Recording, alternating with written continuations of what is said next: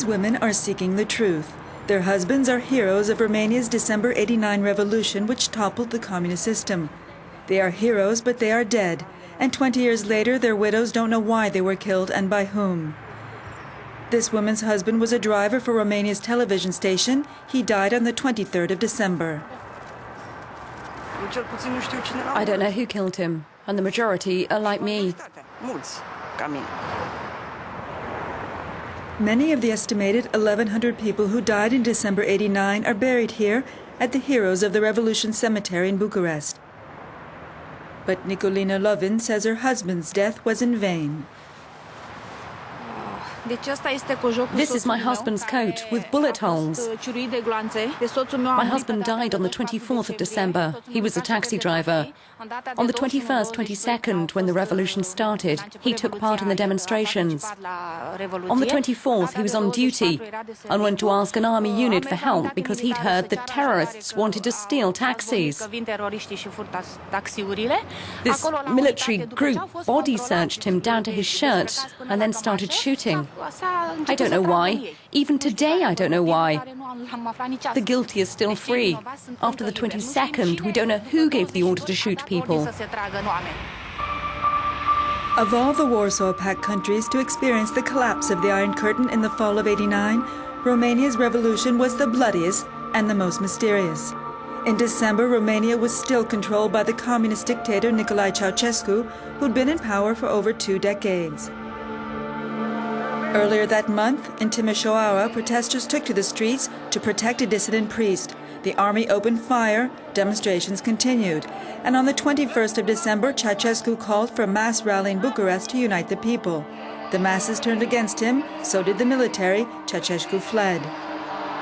But euphoria quickly turned to chaos when that night violence broke out, killing hundreds of Romanians, more than before Ceausescu had fled. The violence would stop on Christmas Day, when after a quick military trial, Ceausescu and his wife were found guilty of genocide and were executed on the spot. Nicolae, soon to become president himself, remembers that time all too well.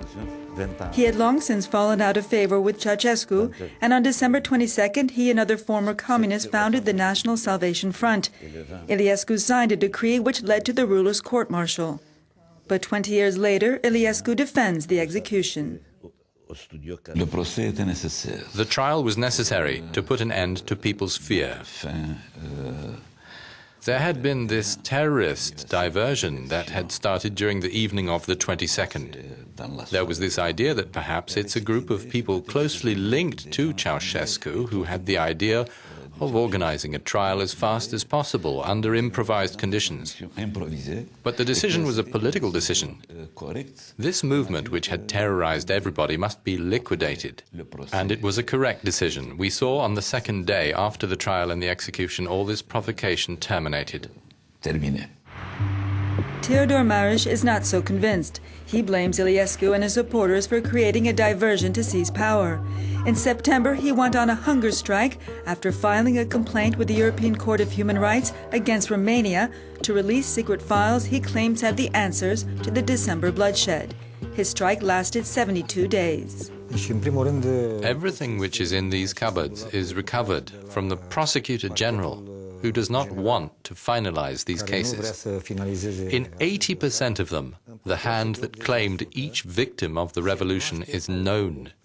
There is not a lot of work left to do on these files before they can be put before a judge. But the political influence which has dominated in Romania for 20 years of Ion Iliescu, plus the corrupt judicial system, have ensured that these dossiers remain unfinished.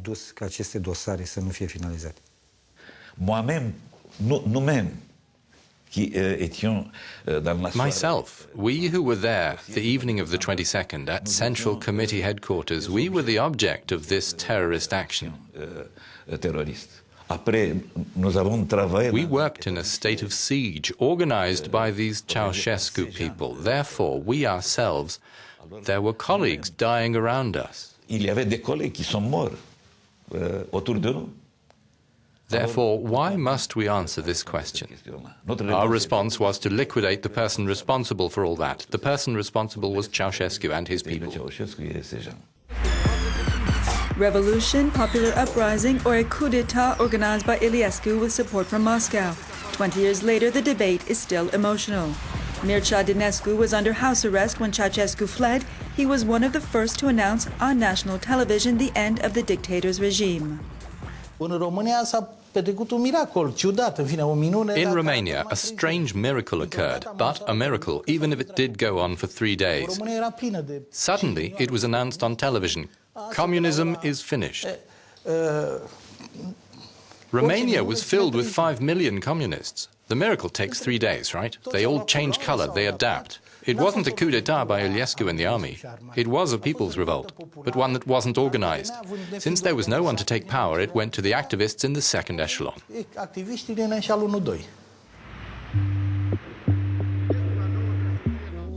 Raluca Ceausescu is an investigator. She's trying to find answers for crimes committed during the communist regime. Some of her cases date back to the late 1940s. Her work, of course, isn't easy.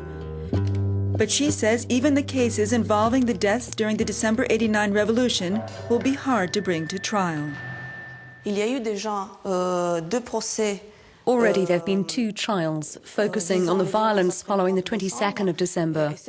And these trials were made from the testimony of victims. And they proved practically the lack of coordination between several officers of the army and the Securitate political police. And in a single operation, 50 people died. As far as political will is concerned to mount trials in Romania, I think there's no political will to do this, because a good number of the people who were implicated in the reprisals of 1989 are still in power, and it's very difficult to have a proper trial where the victims of the revolution are concerned. Romania is the EU member which has filed the most cases with the European Court of Human Rights. This widow feels that 20 years later, those who led the revolution have let her down. I think that what we're feeling now is utter disgust.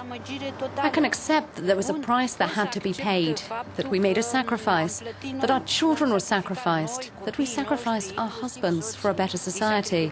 But this improvement, we don't see it at all. And so I ask, why am I the one that has to pay? 20 years after the December '89 revolution, the commemoration is bittersweet. While freedom and change were achieved, some answers remain sealed behind a door of the past, too recent to open.